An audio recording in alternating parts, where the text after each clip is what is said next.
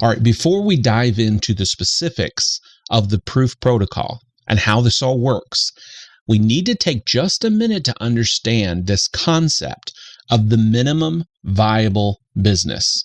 Okay, so specifically, we're talking about the absolute minimum things that must be in place for a business to survive, to live, to continue on. The minimum viable business. You can add a lot more than this, but this is actually required. Now, these concepts aren't original to me. You'll find things like this in The Personal MBA by Josh Kaufman.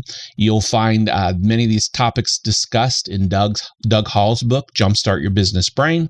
You'll also find these topics discussed in Seesaw of Scale by Danny Warshay. So these are concepts you would find in a lot of different books, but just worded in a very specific way, which will make more sense in just a minute. So let's go over these 5 things. First of all, you have to have a place to talk to the right people who are able and willing to buy a result. Number 2, you have to have an offer that delivers the result in a unique way. Number 3, you have to have a way to prove they will get the result after they complete the purchase. 4, you have to have a way to deliver the offer. And 5, you have to have a healthy return on investment. Now, there's a lot of nuance packed into the very specific words used here. And instead of trying to look in the sentence format, I want to break this down to the individual chunks in the sentence. And you're going to see why this delivers the minimum viable business. It'll make a lot more sense. And the little nuances will start to stand out. So let's take a look at that mind map. So the first thing you have to have is a place. And this is anywhere people spend time. So it's not just Google ads and Facebook. It could also be their car. You think about radio ads in the car. It could also be a billboard as they drive to work. It could be anywhere at all that people have eyeballs or 5 senses that you could deliver a message. Number 2, it's your ability to talk to them, and that's your ability to start a conversation. This deals with compliance, so you have to be compliant on some platforms or you can't use them. It also is your ability to actually do the work of starting the conversation and getting it going. Then we talk about the right people, and that's your ideal customer, not just anyone, not just any kind of traffic, but the actual ideal customer for your offer. And they have to be able, they have to have the money, who are able to buy. They're also willing to buy. They're not opposed to buying a solution. Some people, by definition, want to do it themselves.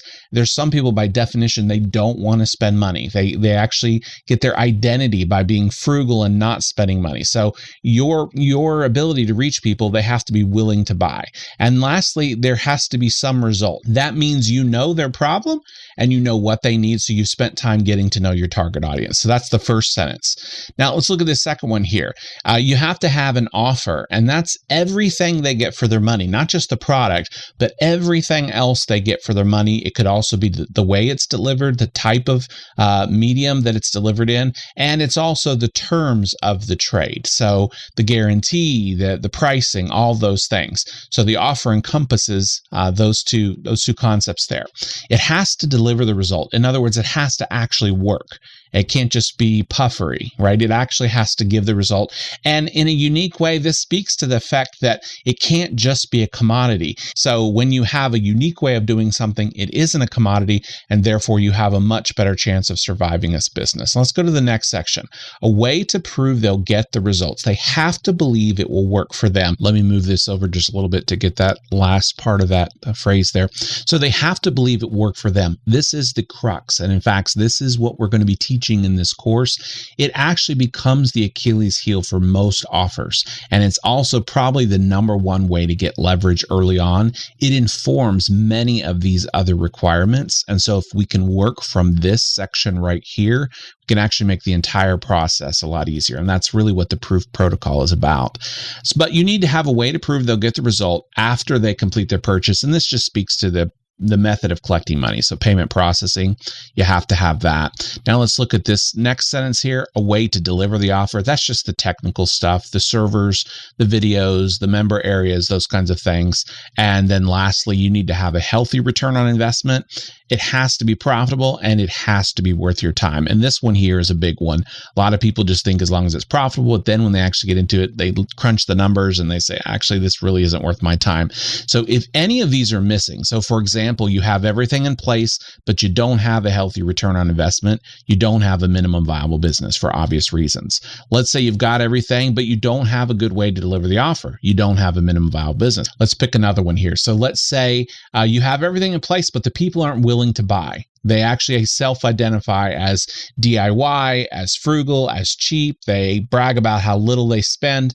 Then your business is going to struggle because the people that you've chosen are either, they just don't want to buy your results. Okay. Maybe one of the big issues is you have an offer, but it doesn't actually deliver the result. This doesn't mean you're a charlatan or a scammer. It means that you don't have a method by which you actually get people to use the product and actually get the result. And this is, a big problem with online courses is that you can get people to buy the course, but then getting them to actually watch and do. And if you don't get people to use your course, if you don't get people to use your product, then you never get any kind of feedback, and you also don't get any kind of testimonials. You don't get people doing word of mouth, and that can make for a really difficult way to grow a business. You think about products that do really well, so much of their growth is delivered from referrals from people that got the results of the product that they purchased, and they tell other people about it. They had a good experience. They tell other people about it, and that's one of the big things that helps the company grow. So your product doesn't deliver the result and actually get people that purchase the result that they bought, then it's not going to be a minimum viable business, right? It's not going to last long. So all of these things are required. Again, so if you just read this down, a place to talk to the right people who are able and willing to buy a result. You've got to have an offer that delivers the result in a unique way. You've got to have a way to prove they will get the result after they complete their purchase, a way to deliver the offer, and a healthy return on investment. And if you have those things in place, and by the way, this is a very good checklist to use in your own business. If you're struggling, go through each of these items and find the ones where you're weakest and strengthen those.